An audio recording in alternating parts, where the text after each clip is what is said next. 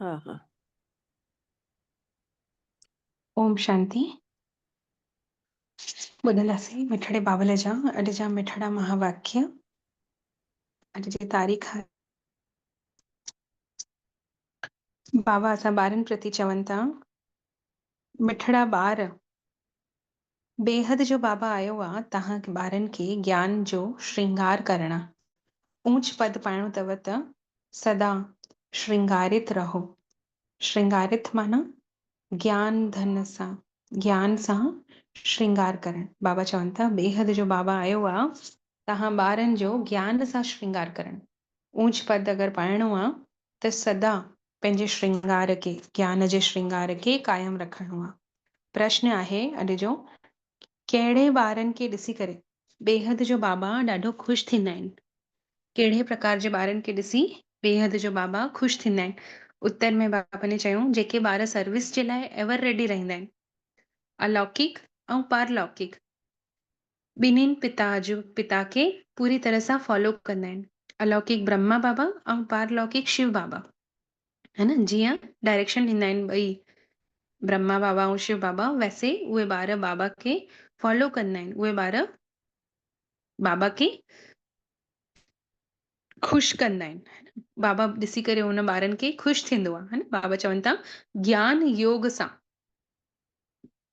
आत्मा खे जेके ॿार श्रृंगार करनि था, पतित खां पावन ठहण जी, पतित खां पावन ठहनि था ऐं ॿियनि खे बि पतित खां पावन ठाहिण जी सेवा कनि था। अहिड़े ॿारनि खे बाबा ॾिसी करे ख़ुशि थींदो आहे। बाबा जी चाहना आहे कि मुंहिंजा ॿार महिनत करे ऊंच पद पाए वठनि। ओम शांति। रूहानी बाबा वई रूहानी ॿारनि प्रति चवनि था, मिठड़ा मिठड़ा ॿार जीअं लौकिक पिता जा ॿार प्यारा लॻंदा आहिनि, वैसे ही बेहद जे बाबा खे बेहद जा ॿार प्यारा लॻंदा आहिनि। बाबा ॿारनि खे शिक्षा सावधानी ॾींदा आहिनि कि ॿार जैसां ऊंच पद पाए सघनि, है न। कोई बि लौकिक पिता बि हूंदो त अलर्ट कंदो, सावधान कंदो पंहिंजे ॿारनि खे कि इन रीति सां पढ़ाई कर त पोइ सुठो रैंक ईंदे, है न। त वैसे ही इहो बि असांजो बेहद जो बाबा आहे, जेको असां ॿारनि खे शिक्षा ॾिए थो, सावधानी ॾिए थो, ताकि ॿार ऊंच पद पाए सघनि, पंहिंजो पद गंवाए न वठनि। इहा ई बाबा जी चाहना आहे। त बेहद जे बाबा जी इहा ई इच्छा हूंदी आहे। ॿारनि खे ज्ञान ऐं योग जे गहननि सां श्रृंगार कंदा आहिनि। असांजा कहिड़ा गहना आहिनि? ज्ञान ऐं योग जा गहना। बाबा चवनि था तव्हांखे ॿिन्हिनि बाबानि जे द्वारा, शिव बाबा ऐं ब्रह्मा बाबा जे द्वारा तव्हां श्रृंगारित था थियो।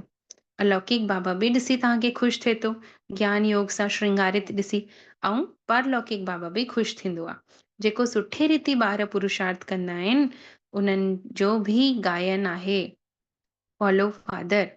उन्हनि खे छा चईंदासीं? फॉलो फादर करनि था। त ॿिन्हिनि पिता खे फॉलो करणो आहे।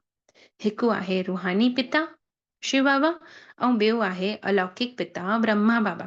त पुरुषार्थ करे ऊंच पद त पाइणो आहे न। बाबा चवनि था तव्हां जॾहिं भट्टी में वेहो था त सभिनीनि जो ताज सहित फोटो निकिरे थो पियो। बाबा ने सम्झायो अथऊं कि लाइट जो ताज हिनमहिल कोई जो आहे कोन। इहा त हिकु निशानी आहे पवित्रता जी, जेके दुनिया वारा देवी देवताउनि खे ॾेखारींदा आहिनि, है न। लेकिन बाबा चवनि था सफ़ेद लाइट जो ताज त पवित्रता जी निशानी आहे। पहले पहले तव्हां जॾहिं सतयुग में हुयव त तव्हांखे ॿ ताज हुयव, हिकु रत्न जड़ित ताज ऐं लाइट जो ताज, पवित्रता जो ताज। बाबा ही चए थो आत्मा परमात्मा ॾाढे समय खां अलॻि रही आहिनि, हाणे अची करे हेॾनि सालनि खां पोइ, हेॾनि 5000 सालनि खां पोइ अची करे हाणे आत्मा परमात्मा जो मिलन थियो आहे। ऐं कंहिंजे द्वारा? हिन दलाल ब्रह्मा बाबा जे द्वारा। त बाबा चवनि था तव्हांखे पहले पहले अची करे पहले तव्हांखे ई वञिणो आहे। मुक्तिधाम जा गेट्स बि तव्हांखे ई खोलणा आहिनि। तव्हां ॿारनि जो ई बाबा श्रृंगार करनि था। पीअर घर में वनवाह में रहंदा आहिनि न, ससुर घर वञण खां कुझु समय पहले वनवाह में रहंदा आहिनि।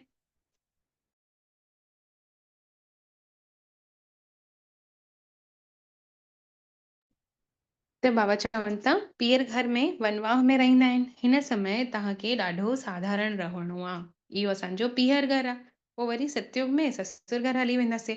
बाबा चवनि था साधारण तन में परमात्मा जी प्रवेशता थिए थी। कोई बि देहधारी खे भॻवान न चयो वेंदो। मनुष्य मनुष्य जी सदगति करे ई नथो सघे। सदगति त गुरु ई कंदा आहिनि। माण्हू त 60 वर्ष जे बाद 60 सालनि खां पोइ वानप्रस्थ में वेंदा आहिनि। पोइ वरी गुरु कंदा आहिनि। इहा बि हितां जी ई रस्म आहे जेकी भक्ति मार्ग में हलंदी आहे। है न, अॼुकल्ह त नंढे नंढे ॿारनि खे बि गुरु कराए रखंदा आहिनि। भले वानप्रस्थ अवस्था कोन्हनि, परंतु अचानक ई मौत थी वञनि, इन लाइ चईंदा आहिनि कि गुरु कयल हुजेसि।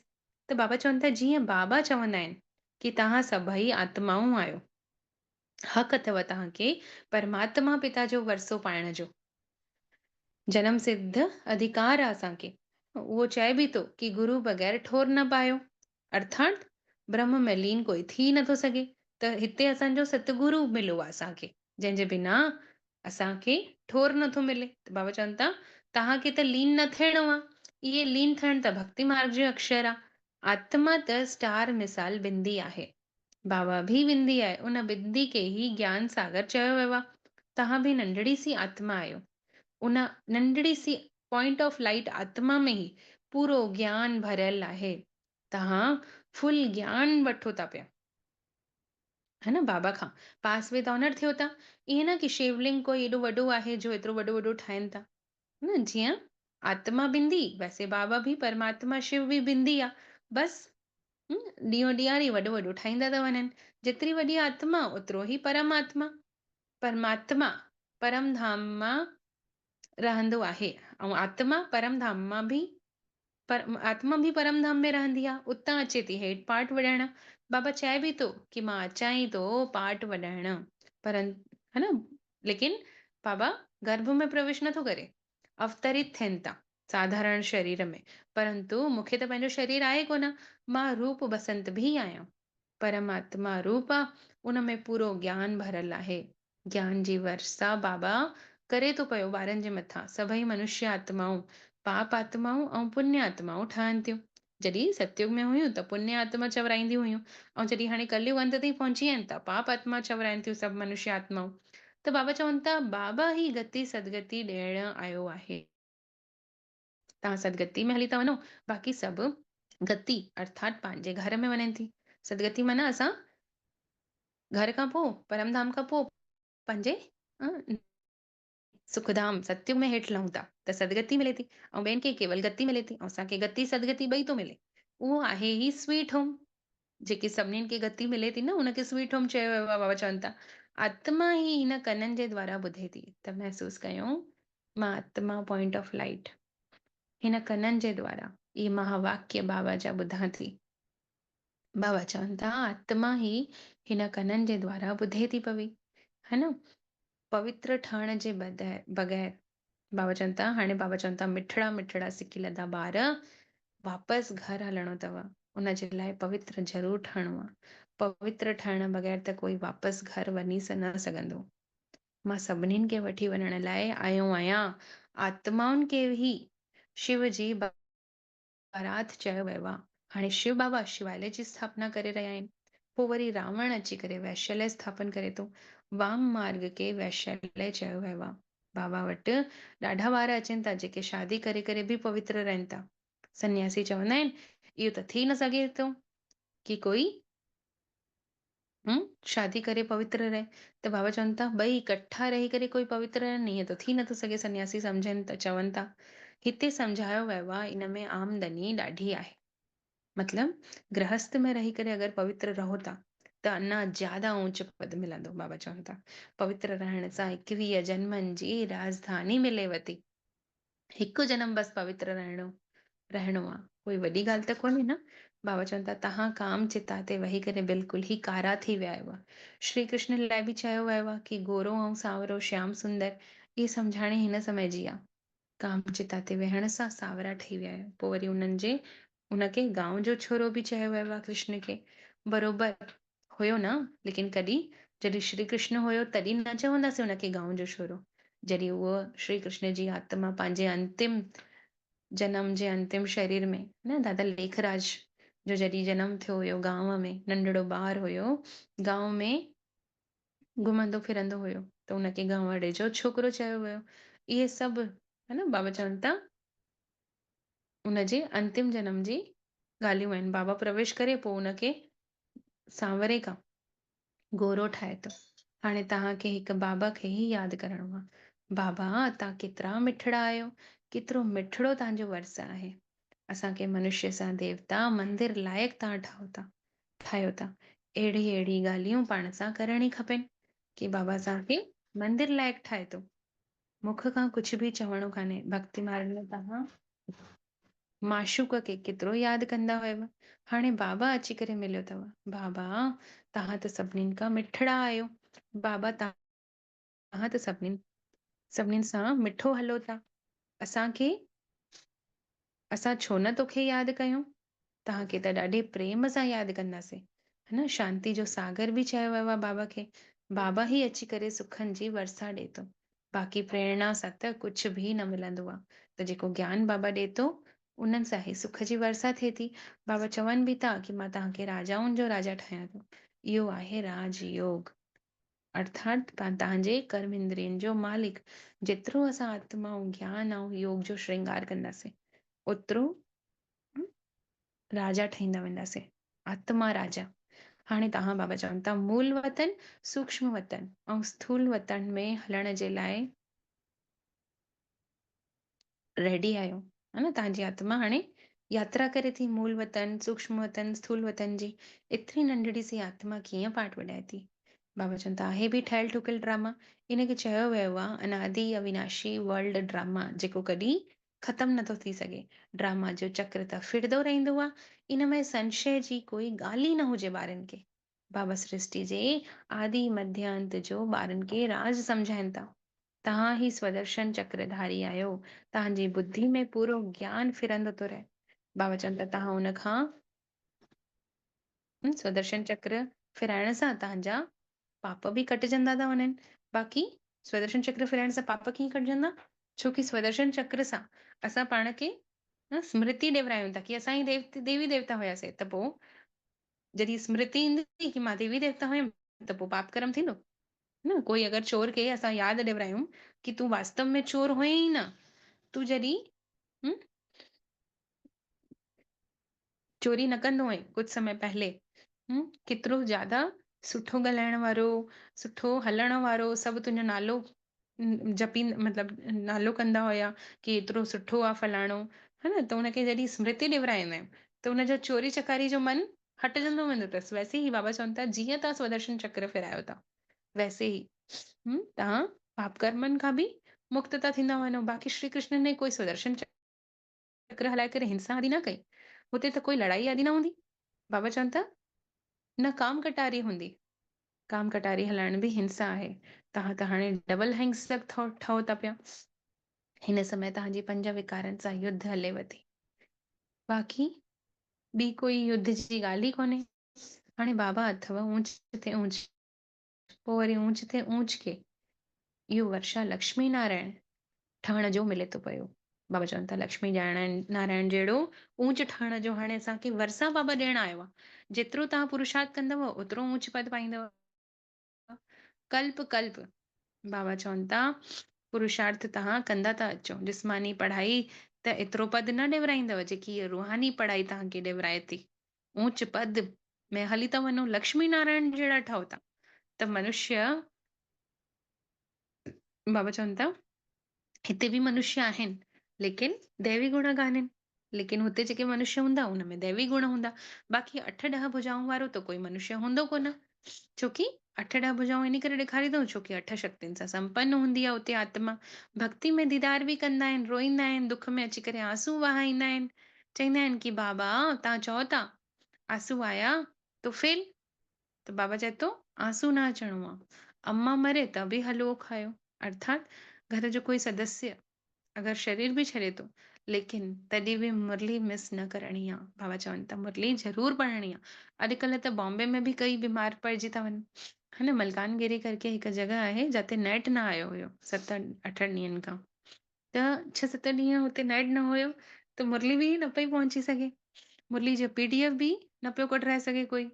PDF अगरि हुजे त बि कढाए वठनि सेंटर में बि लेकिन पुरानी मुरलियुनि में बि एतिरी ताक़त बाबा जी, कि हुन में सभु विचलित थी विया हुया, जंहिंखे नेट न पिया हलाइनि। बाबा बि हेॾो इहे सभु चयईं न, कि हिकु समय अहिड़ो ईंदो जंहिंमें सभु साइंस जा साधन बंदि थी वेंदव, मुरली न मिलंदव। त उहो उते अहिड़ो समय आयो, 7 ॾींहंनि लाइ कुझु उते अहिड़ी ॻाल्हि थी जंहिंसां नेट सरकार ने बंदि करे वरितईं। त पोइ लेकिन पुरानी मुरलियूं जेकी हुयूं, उते कमु आयूं न, पोइ उतां जी पंहिंजी उहोई पुरानी मुरली खणी करे सेंटर में पढ़नि पियूं, जेके उते जा ॿार हुया बाबा जा, पुरानी मुरली में बि भरपूरता। त बाबा चए थो, अॼुकल्ह त बॉम्बे में बि कोई बीमार पए थो, मरे थो, त बीके खे सॾु कंदा आहिनि, कि अची करे शांति जो दान ॾियो तव्हां। त तव्हां सम्झो था, आत्मा हिकु शरीर छॾे ॿियो वठे थी। इन में कंहिंजो कुझु न वञिणो आहे, त पोइ रोयो छाजे कान था। बाबा चवनि था रोइणो न खपे। चओ बि था कि काल खाई वियो, ईअं कोई चीज त आहे ई कोन, काल कोई कंहिंखे खाईंदो कोन्हे। बसि आत्मा हिकु शरीर छॾे ॿियो शरीर वठे थी पई। काल न खाईंदो आहे वास्तव में, है न। बाबा चवनि था हर कोई आत्मा पंहिंजो शरीर छॾे करे पोइ भरी थी वञे, बाक़ी काल कोई चीज आहे कोन। सत्युग में त गर्भ महल हूंदो आहे, सजा जी त कोई ॻाल्हि ई न हूंदी, हुते तव्हांजा कर्म कर्म हूंदा आहिनि। माया ही न हूंदी त विकर्म न थींदा आहिनि। तव्हां विकर्म जीत ठहो था। पहले पहले विक्रम संवत हलंदो हुयो, त पोइ भक्ति मार्ग शुरू थियो, विक्रम संवत शुरू थियो। हिन समय जेके विकर्म कया अथसि, उन जे मथां असांखे जीत पाइणो आहे। नाम बि रखियो वियो आहे न, विकर्मा जीत। पोइ वरी द्वापर में विकर्म राजा निकिरनि था, जेके विकर्म करनि था। सुई जे मथां अगरि कोई कट चढ़ी वञे, त पोइ हुनखे चुंबक खीचंदो छा? न खीचंदो न। त वैसे ई बाबा चवनि था, तव्हां आत्माउनि जे मथां बि पाप कर्मनि जी कट चढ़ी वई, त पोइ अच्छाई भगवान जो प्यार खीचे ई नथो। बाबा त प्योर आहे, त तव्हांखे प्योरिटी ई खीचंदी। त बाबा चवनि था, जेतिरो योग बल सां तव्हां प्योर थींदव, ओतिरी तव्हांजी खीच परमात्मा सां थींदी। अगरि परमात्मा खे यादि करण जो मन नथो लॻे, मेडिटेशन नथो थिए, त सम्झी वञो, अॼु बाबा ने क्लियर करे ॿुधाई, छोकी प्योरिटी जी कमी आहे। प्योरिटी खे खींचदी आहे, है न। छोकी आत्मा में पाप कर्मनि जो कट चढ़ियल आहे, त प्योरिटी कीअं खींचदी? बाबा कीअं खींचदो? त योग बल सां पहले आत्मा खे प्योर ठाहिणो आहे, बाबा खे यादि करण जो अभ्यास करणो आहे। तंहिंसां छा थींदो? पाप कर्म कटजंदा। पाप कर्मनि रूपी कट आत्मा मां थोड़ी थोड़ी लहंदी, त पोइ बाबा स्वट खीच थींदी। पोइ बार बार योग लॻियल ई हूंदो, पोइ यादि करण जी महिनत बि न लॻंदी, है न। बाबा चवंदा, लेकिन शुरू में त यादि करणो ई आहे न, पाप पंहिंजी कट लाहिण लाइ। जीअं लौकिक बाप बि ॿारनि खे ॾिसी करे ख़ुशि थींदो आहे न, वैसे इहो बेहद जो बाबा बि सर्विसेबल ॿारनि खे ॾिसी ख़ुशि थींदो आहे। ॿार ॾाढी महिनत करनि था, सर्विस ते हमेशह एवर रेडी रहनि था। तव्हां ॿार त पतितनि खे पावन ठाहिण जी ईश्वरीय मिशन हलायो था। हाणे तव्हां ईश्वरीय संतान चवरायो था। बेहद जो बाबा तव्हांखे चए थो कि तव्हां सभु आपस में पाण भाइर भेनर आहियो। बसि ॿियो कोई संबंध तव्हांजो आहे ई कोन। मुक्तिधाम में सभु आत्माऊं पिता जा, परमात्मा पिता जा ॿार आहिनि। उते त भाई भाई बि कान्हे। सतयुग में वञो था त हिकु ॿार हिकु, है न, हिकु पुट हिकु धीअ, बसि ॿियो कोई त संबंध हूंदो ई कान्हे, चाचा काका मामा आदि। ऐं सतयुग जी शुरूआत हाणे खां ई थिए थी। ॾिठो वियो आहे हाणे हिक खां मथे ॿार कंहिंखे थिए ई नथो, ज्यादा से ज्यादा ॿ, है न। त इहा सतयुग जी आदि जी शुरूआत आहे, है न। मूल वतन भी के भी बाबा चवनि था स्वीट होम मुक्तिधाम बि चयो वियो आहे। मनुष्य केतिरा यज्ञ तप आदि करनि था वापसि वञण जे लाइ, मुक्ति पाइण जे लाइ केॾो गपोड़ो मारनि था, परंतु सर्व जो सदगति दाता त आहे ई हिकु, शिव बाबा, ॿियो कोई कोन्हे। भले माण्हू चईंदा आहिनि कि गुरू कंदव त गुरू सां सदगति मिलंदी, लेकिन कोई देहधारी कॾहिं देहधारी खे सदगति ॾेवराए नथो सघे। बाबा चवनि था हाणे तव्हां आहियो संगम ते, हिते त ढेर माण्हू आहिनि। सतयुग में त ॾाढा थोड़ा हूंदा आहिनि। स्थापना पोइ वरी विनाश थिए थो। हाणे अनेक धर्म हुजण जे कारण केतिरो हंगामो थिए थो। तव्हां 100% सॉल्वेंट हुयव, पोइ वरी 84 84 जनमनि खां पोइ 100% इंसॉल्वेंट ठही विया हुआ। हाणे बाबा अची करे तव्हांखे सभिनीनि खे जगाइण आयो आहे। जागो आत्माओं जागो, सतयुग अचे थो। सत्य बाबा तव्हांखे 21 जनमनि जो वरसा ॾियण आयो अथव। भारत खे ई सचखंड ठाहे थो। बाबा सचखंड ठाहिनि था, झूठ खंड त पोइ पाण ई थो ठही वञे। 5 विकारनि रूपी रावण जी प्रविष्टा थिए थी, त कूड़ जो खंड निकिरी थो पए। बाबा चवनि था इहो ई तव्हांजो दुश्मन अथव नंबर 1। केरु? रावण जंहिंखे तव्हां हर साल जलायो था, मनुष्य खे त पतो ई कान्हे कि रावण केरु आहे, रावण राज्य कॾहिं खां स्थापन थियो। बाबा सम्झाणी ॾियनि था कि अधु कल्पा रावण राज्य, अधु कल्पा राम राज्य। बाक़ी रावण कोई मनुष्य त आहे कोन जंहिंखे मारणो आहे। हिन समय पूरी दुनिया रावण राज्य आहे। बाबा अची करे राम राज्य जी स्थापना कनि था। पोइ वरी जय जयकार थी वेंदी, जाते सदैव ख़ुशी रहंदी, जंहिंखे चयो ई वियो आहे सुखधाम। इन खे चयो वियो आहे पुरुषोत्तम संगम युग। बाबा चए थो हिन पुरुषार्थ सां तव्हां इह ठाहींदव। केरु ठाहींदव? देवी देवता तव्हांजा चित्र बि ठातल आहिनि, ॾाढा आया। पोइ वरी ज्ञान खे सुठे सां ॿुधाइनि था, सुठो सुठो चवनि था, हिक ॿियनि खे ॿुधाइनि था कि इहो ज्ञान ॾाढो सुठो आहे, वरी पोइ छॾे छॾे भॼी बि वञनि था। बाबा अची तव्हां ॿारनि खे ॾाढो प्यार सां सम्झाइनि था।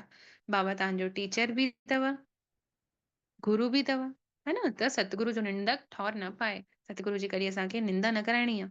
तव्हांजो एम ऑब्जेक्ट साम्हूं अथव। हिन गुरुनि वटि त एम ऑब्जेक्ट कोई जो हूंदो कान्हे। उहो कोई पढ़ाई कादी कान्हे, इहे त पढ़ाई आहे। इनखे चयो ई वियो आहे यूनिवर्सिटी कम हॉस्पिटल, जंहिंसां तव्हां एवर हेल्दी वेल्दी ठहो था। हिते त आहे ई कूड़, कूड़ी काया कूड़ी दुनिया।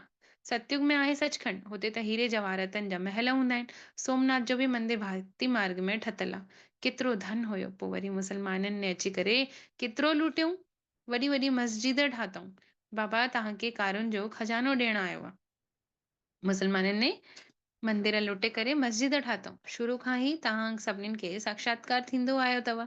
अल्लाह अव्वल दिन बाबा आहे न। अल्लाह अव्वल दिन जो जेको खेल ॾेखारियो वियो आहे, उहो वास्तव में बाबा आहे। पहिरियों पहिरियों धर्म जी स्थापना करे थो बाबा ई अची। डिटिज़म जंहिंखे चयो वियो आहे देवी देवता धर्म। बाबा चवनि था सभु प्राचीन सतयुग में हिकु ई राज्य हुयो, हिकु ई धर्म हुयो, जंहिंखे डीटी पैराडाइज़ चयो वियो हुयो, सतयुगी दुनिया चयो वियो हो। हाणे तव्हां ॼाणो था, इहो वरी ॿियनि खे वञी करे ॿुधाइणो आहे। सभिनीनि खे कीअं पतो पए, कोई उलाहना न ॾे अंत में कि असांखे ॿुधायईं ई कोन भॻवानु अची वियो आहे धरती ते, है न? त असांखे हर कंहिंखे ॿुधाइणो आहे कि भॻवानु आयो आहे धरती ते, है न? बाबा चवनि था, बाबा वटि अचनि ई था, बाबा खां पुछनि था कि तूं असांखे कॾहिं मिलंदे? त तव्हां हुननि खे चई सघो था कि बाबा वरी 5000 साल बाद मिलंदो, न? 5000 साल बाद असांखे मिलियो आहे, वरी 5000 साल बाद मिलंदो। त बाबा चवनि था 7 ॾींहंनि जो कोर्स खणी करे भले हिते अचो, मुरली जे आधार ते तव्हां ज्ञान में हली सघंदा आहियो। 7 ॾींहं लेकिन सम्झाइणी पहले ॾियणी आहे, तॾहिं त मुरली सम्झ में ईंदी। बाबा चवनि था ॿारनि खे इहो राज़ सुठे रीति सम्झाइणो अथव। अच्छा, हाणे बाबा जो यादि प्यार मिठड़े मिठड़े सिखी लदे ॿारनि प्रति मात पिता बाप दादा जो यादि प्यार ऐं गुड मॉर्निंग। रूहानी बाबा जे रूहानी ॿारनि खे नमस्ते, ऐं असां रूहानी ॿारनि जो बि रूहानी मात पिता बाप दादा खे यादि प्यार, गुड मॉर्निंग ऐं नमस्ते। मुंहिंजा मिठड़ा बावल नमस्ते। शुक्रिया बाबा, शुक्रिया जे तव्हां असांखे पंहिंजो कयो ऐं असांजो पदम पदम गुणा सौभाग्य जॻायो। धारणा जे हिन लाइ मुख्य सारा पहिरियों स्वदर्शन चक्र फिराईंदे पापनि खे भस्म करणो आहे। रूहानी पढ़ाई सां पंहिंजो पद श्रेष्ठ ठाहिणो आहे। कहिड़ी बि परिस्थिति में आंसू न वहाइणो आहे। ॿियो आहे इन वानप्रस्थ अवस्था में रही करे, इन वानप्रस्थ अवस्था में रहण जो समय आहे इहो। इन लाइ वानप्रस्थ अवस्था में साधारण रहणो आहे, न ॾाढो ऊंच न ॾाढो नीच, है न? वापसि घर वञण जे लाइ आत्मा खे संपूर्ण पावण ज़रूर ठहणो आहे। असांखे साधारण रहणो आहे, न ज्यादा ऊंच न ज्यादा नीच। वानप्रस्थ जो समय आहे, है न? संपूर्ण पावन ज़रूर ठहणो। वरदान अनुभव कंदासीं। आवाहन कयूं निराकार शिव परमात्मा जा। बाबा हिन घर में अची विया आहिनि, जिते मां आत्मा हिन शरीर में विराजमान आहियां। बाबा जे ईंदे सां ई पूरे घर जो वातावरण शुद्ध पवित्र थी। जहिड़े घर में भगवान जी प्रवेशता थिए थी, उहो घर मंदिर सां मंदिर लाइक़ु आहे। महसूस कयूं बाबा असांखे मंदिर में रहण लाइक़ु ठाहे रखे। अनुभव कयूं ब्रह्मा बाबा दृष्टि ॾियनि था। ब्रह्मा बाबा जो लाइट जो हथ असांजे मस्तक ते आहे। ब्रह्मा बाबा जे भ्रुकुटी मां शिव बाबा निरंतर किरण मां आत्मा में बिखेरनि था। ऐं मूंखे पर्सनली अलौकिक ऐं पारलौकिक बाबा वरदान ॾियनि था। सॼा मोल्ड थियण जी विशेषता सां संपर्क ऐं सेवा में सफल थियण वारा सफलता मूर्त भव। सदा मोल्ड थियण जी विशेषता सां संपर्क ऐं सेवा में सफल थियण वारा सफलता मूर्त भव। मोल्ड माना मुड़ण, है न, पिघली वञण। जेको मुड़ियो सो जुड़ियो, कहावत आहे न सिंधी में की। त जंहिंने पंहिंजे अहंकार खे साइड में रखई, जेको झुकियो, जेको मुड़ियो, है न, जंहिंने शुरुआत कई ॻाल्हाइण जी, लड़ाई थी कोई ॻाल्हि कान्हे, कुझु बहसबाजी थी वई, लेकिन अगरि अभिमान खे हिक तरफ़ रखी करे मां शुरुआत कयां ॻाल्हाइण जी, है न, कुझु बि थियो, मुंहिंजी ग़लती हुजे न हुजे, लेकिन साम्हूं वारी आत्मा खे असां संतुष्ट कयूं, पाण खे बि संतुष्टता मिलंदी पोइ। त सदा मोल्ड जेको थींदो आहे, जंहिंखे मोल्ड थियण जी विशेषता हूंदी आहे, उहे सदैव हर संपर्क ऐं संबंध में सेवा कंदा आहिनि, सफल थींदा आहिनि, तॾहिं सफलता मूर्त थी वेंदा आहिनि। न डिटेल में बाबा ने चयूं, जिन ॿारनि में स्वयं खे मोल्ड करण जी विशेषता आहे, उहे सहज ई गोल्डन एज जी स्टेज ताईं पहुची सघंदा आहिनि। जीअं समय, जीअं सर्कमस्टेंस, उन ई समय ऐं सर्कमस्टेंस अनुसार पंहिंजे पाण खे ढारण, है न, धारणाउनि खे प्रत्यक्ष करण जे लाइ मोल्ड थियणो पवंदो आहे। मोल्ड थियण वारी रियल गोल्ड हूंदो आहे। जीअं जेको असली सोन हूंदो आहे, उहो जल्दी मुड़ी वेंदो आहे। बाक़ी जेतिरो सोन में खाद ज्यादा, ओतिरो उहो सोन ठिकर थींदो वेंदो। त बाबा चवंदा जीअं साकार बाबा जी विशेषता ॾिठीसीं कि जीअं जीअं समय हुयो, उन समय अनुसार ब्रह्मा बाबा ने वैसे रूप, वैसे हुनजो व्यक्तित्व हुयो, ईअं असांखे बि फॉलो फादर करे करे सेवा ऐं संपर्क में सभिनीनि में सहज ऐं सफलता मूर्त ठहणो आहे। स्लोगन आहे, जाते सर्व शक्तियूं न आहिनि, हुते निर्विघ्न सफलता गॾु आहे। जाते सर्व शक्तियूं गॾु आहिनि, उथे निर्विघ्न सफलता गॾु आहे। सर्व शक्ति केरु? भगवान। जंहिंसां गॾु भगवान आहे, उनजो विघन ऑटोमेटिक। अव्यक्त शायरी जो पॉइंट आहे, हाणे संपन्न व कर्मातीत ठहण जी धुन लॻाए रखो। जीअं साकार में अचण वारे खे सहज प्रैक्टिस थियल हूंदी आहे, है न, कि आत्मा खे कर्मातीत अवस्था में रहण जी प्रैक्टिस हुजे। हाणे हाणे कर्म योगी ठही कर्म में अचणो आहे, ऐं कर्म समाप्त थियो त पोइ तुरंत कर्मातीत अवस्था में रहणो आहे। इन खां अनुभव सहज थी वेंदो आहे। त सदा लक्ष्य रखो कि कर्मातीत अवस्था में रहणो आहे। निमित मात्र कर्म करण जे लाइ कर्म योगी ठही करे वरी कर्मातीत थी वञो। अच्छा, ओम शांति। इहे हुया अॼु जा मिठड़े बाबल जा मिठड़ा महावाक्य। बाबा मीठे बाबा, प्यारे बाबा, मेरे बाबा। बाबा मीठे बाबा, प्यारे बाबा, मेरे बाबा। तू ही तो है मेरे आस पास, होता है मेरे दिल को आभास।